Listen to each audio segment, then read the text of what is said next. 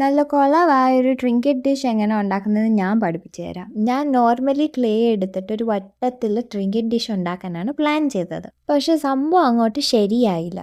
കാരണം ഇത് ഞാൻ ഈ ടേബിളിൽ വെച്ചാണല്ലോ ചെയ്തത്. അത് അവിടുന്ന് ഇളകി വരുന്നില്ലായിരുന്നു. അപ്പം ഞാൻ കട്ടറൊക്കെ വെച്ച് ഇളക്കാൻ നോക്കിയപ്പോൾ അത് ഇളകിയില്ല. അപ്പം ഞാൻ വിചാരിച്ചു ഇത് വലിച്ചാൽ മതിയല്ലോ എന്നും പറഞ്ഞ് ഞാനത് വലിച്ചപ്പോൾ അതാണെങ്കിൽ ഒരു വേറെ എന്തോ ഷേപ്പായി. സർക്കിൾ എന്തായാലും ആയില്ല.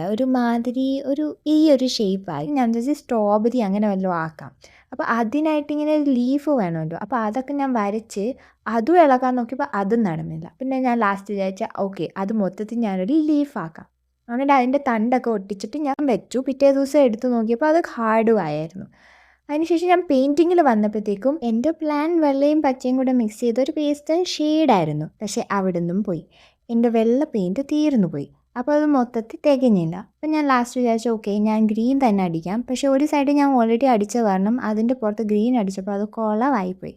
പിന്നെ ലാസ്റ്റ് കുളമായെന്ന് പറഞ്ഞാൽ ഈ ഒരു വരപ്പിലാണ്. ഈ തണ്ട് വരപ്പ് അങ്ങോട്ട് ശരിയായില്ല, അത് കുളമായി. പിന്നെ ഒരു സംഭവം ഇതിൻ്റെ അകത്ത് മൊത്തം ക്രാക്സ് ആയിരുന്നു. ഈ ക്ലേ ഞാനാണല്ലോ ഉണ്ടാക്കിയത്. അപ്പോൾ അതിൻ്റെ ഒരു അപാകതയൊക്കെ കാണും. പിന്നെ എന്തായാലും ലൈക്കും സബ്സ്ക്രൈബും മറക്കല്ലേ.